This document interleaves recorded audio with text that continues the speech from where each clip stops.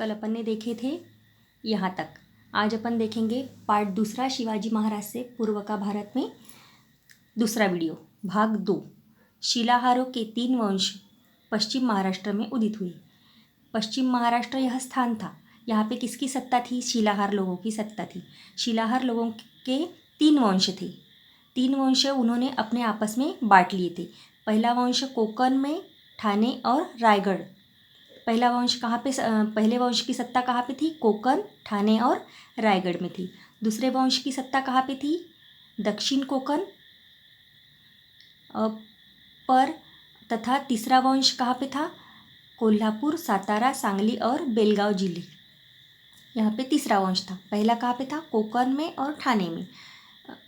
कोकण में, ठाणे और रायगढ़ में। दूसरा वंश कहाँ पे था? दक्षिण कोकण में। और तीसरे वंश की सत्ता कहाँ पे थी? कोल्हापुर, सातारा, सांगली और बेलगाव जिलों के कुछ हिस्सों पर राज्य कर रहे थे। कौन? शिलाहार। ये वंश है। शिलाहार ये क्या हो गया? वंश हो गया। इनके 3 जगह पे सत्ता थी। शिलाहार लोगों की सत्ता कहाँ कहाँ थी? 3 जगह पे थी। कोकण में कहाँ? पश्चिम महाराष्ट्र में 3 जगह शिलाहार लोगों की सत्ता थी। तो पहला वंश कहाँ पे सत्ता? पहले वंश की सत्ता कहाँ पे थी? ठाणे और रायगढ़। दूसरे वंश की दक्षिण कोकण में। और तीसरे वंश की कोल्हापुर, सातारा, सांगली, बेलगाव जिलों में इन लोगों की, शिलाहार लोगों की सत्ता थी, राज्य सत्ता थी। ठीक है। अब देखो, शिवाजी महाराज से पूर्व काल के अंत में महाराष्ट्र में यादवों की सत्ता वैभवशाली राज्य सत्ता मानी जाती थी। शिवाजी महाराज से पहले महाराष्ट्र में यादव लोगों की सत्ता वैभवशाली मतलब श्रीमंत लोग थे। यादव लोग कैसे थे? बहुत अमीर लोग थे। उनकी ही राज सत्ता वहाँ पे चलती थी। कहाँ पे? महाराष्ट्र में। किसकी? यादवों की। और यादवों का राजा कौन था? भिल्लम पंचम मानी जाती थी। यादव वंश का शासक कौन था? यादव वंश का शासक भिल्लम पंचम। ये कौन था? राजा था। कहाँ का राजा था? महाराष्ट्र में उनकी सत्ता थी। और औरंगाबाद के समीप देवगिरी में इनकी राजधानी थी। ये भिल्लम राजा था। भिल्लम राजा के राजधानी में भिल्लम राजा की राजधानी कहाँ पे थी? देवगिरी में थी। देवगिरी कहाँ पे थी? औरंगाबाद में। औरंगाबाद के पास में देवगिरी नामक एक छोटा सा गांव होगा। वहाँ पे भिल्लम पंचम राजा की राजधानी थी।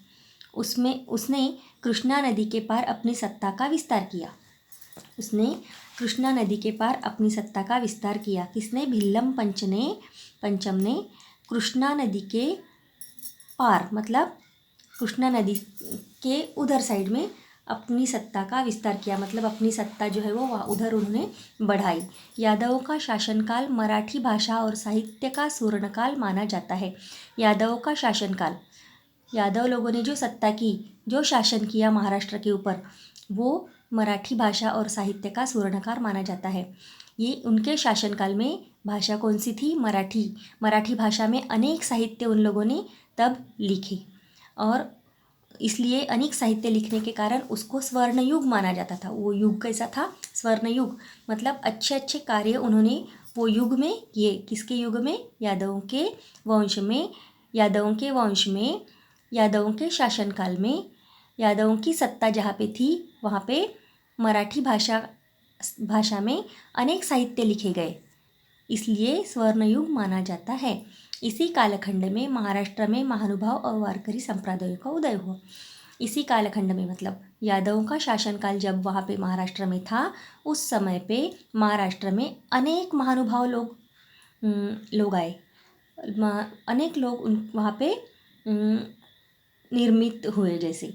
और वारकरी संप्रदाय मतलब अनेक संतों का वहाँ पे जन्म हुआ, अनेक महानुभावों का वहाँ पे जन्म हुआ। उन्होंने समाज प्रबोधन करने के लिए वहाँ पे बहुत कार्य किए। किसने? महानुभाव और वारकरी संप्रदाय के जो संत लोग जो वहाँ पे जन्म हुआ था, उन लोगों का उदय वहाँ पे हुआ। और उन्होंने अच्छे अच्छे कार्य समाज प्रबोधन के लिए किए हैं। ठीक है बेटा, आज इतना ही देखेंगे, कल आगे का देखेंगे।